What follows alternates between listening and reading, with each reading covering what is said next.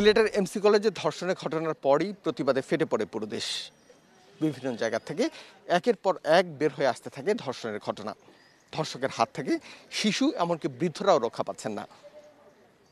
দেশের বিভিন্ন জায়গায় শুরু হয় ধর্ষণের সর্বোচ্চ বিচার, ফাঁসির দাবিতে মানববন্ধন, সমাবেশ।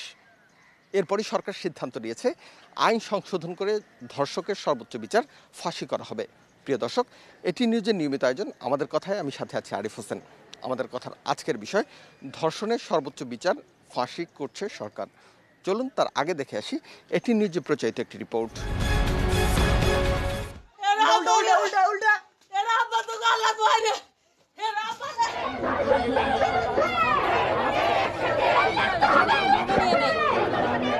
ধর্ষণের এমন সংবাদে ক্ষুব্ধ এ বাংলা। সাফ কথা, চাই সর্বোচ্চ সাজা। ধর্ষকদের মৃত্যুদণ্ডের দাবিতে শহরের অলিতে গলিতে স্লোগান। ভয়ঙ্কর কাপুরুষোচিত কিন্তু বর্বর এমন অপরাধীদের উপরে এতদিনের চাপা ক্ষোভ এবার রাস্তায়। আন্দোলনকারীদের দাবির মুখে বাংলাদেশের নারী ও শিশু নির্যাতন দমন আইনের সংশোধনের আভাস দিয়েছিলেন আইনমন্ত্রী আনিসুল হক। এটিএন নিউজকে একান্তে জানিয়েছেন, আইনের সর্বোচ্চ শাস্তি মৃত্যুদণ্ড করে খসড়া প্রস্তুত করেছে আইন মন্ত্রণালয়। আমি গতকালকে বলেছি যে আমরা বিবেচনা করব, আমরা বিবেচনা করেছি এবং আমরা আইন পরিবর্তনের সিদ্ধান্ত নিয়েছি। জননেত্রী শেখ হাসিনার নির্দেশে আমরা সেই সিদ্ধান্তে সেই পরিবর্তনের পদক্ষেপ নিচ্ছি। আমার মনে হয় মৃত্যুদণ্ড দিয়ে আসলে কোনো সমাধান এখানে হবে না। ধর্ষণের আইন নিয়ে নানান ধরনের সমস্যা আছে। এই ধর্ষণের আইনটি 1860 সন থেকে একদম ব্রিটিশ ঔপনিবেশিক আমল থেকে চলে আসছে। এটা কিছুটা পরিবর্তন হয়েছিল নারী শিশু নির্যাতন দমন আইনের মাধ্যমে 2000 সনে। সেটা হওয়ার থেকেও কিন্তু আমরা আরো 20 বছর এগিয়ে গেছি। সরকারের প্রতি বিশ্লেষকদের পরামর্শ, আইনটিকে একজন ভিকটিমের অনুকূলে নিয়ে আসলে সবার জন্য মঙ্গল।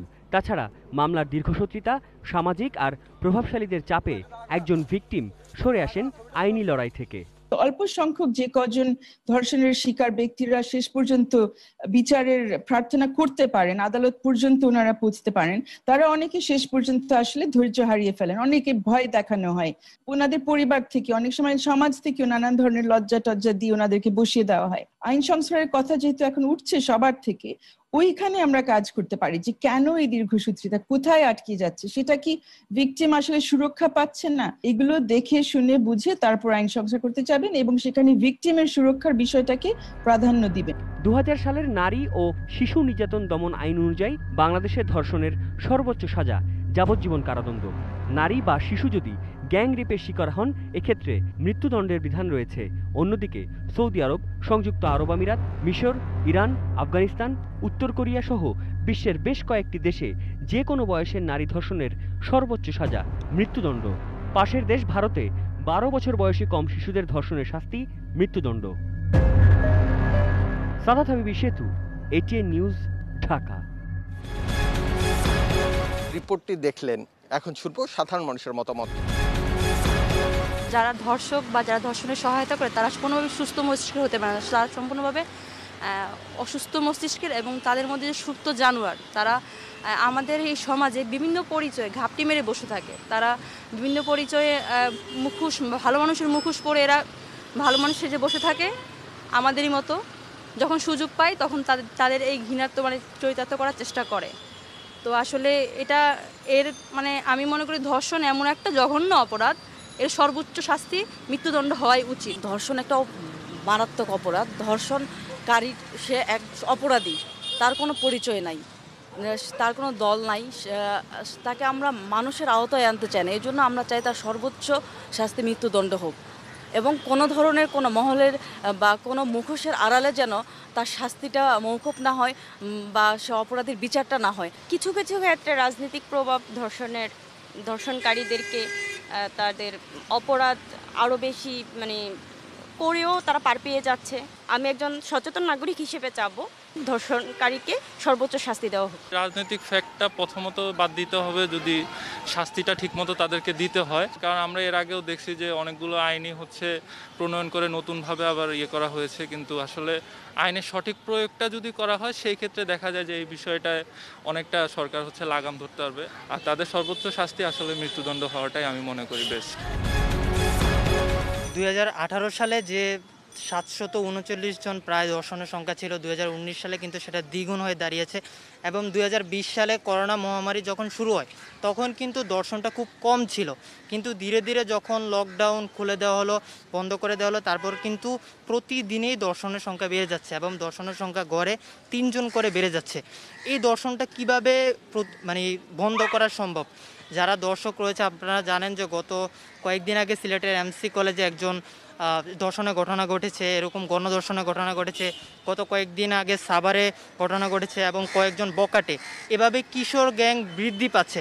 আসলে এদিক থেকে নৈতিক শিক্ষাটা সবচেয়ে বেশি গুরুত্বপূর্ণ এবং দৃষ্টিভঙ্গিটা বেশি গুরুত্বপূর্ণ, আর তার চেয়ে বেশি গুরুত্বপূর্ণ হচ্ছে যে বিচার কার্যটা। দর্শনের সর্বোচ্চ শাস্তি যেটা মৃত্যুদণ্ড, সেটা অনেক আগেই কার্যকর করা উচিত ছিল, এত আন্দোলনের পরে না। লাস্ট যে 1 ইয়ার যদি দেখি আমরা, দর্শনের রেকর্ড বাংলাদেশে এত পরিমাণ বেড়ে গেছে যেটা আসলে অতীতের থেকে অনেক গুণ বেশি। একটা দর্শনের মামলায় চার্জশিট হওয়া থেকে শুরু করে অন্য জিনিসগুলোর জন্য অনেক সময় চলে যায়।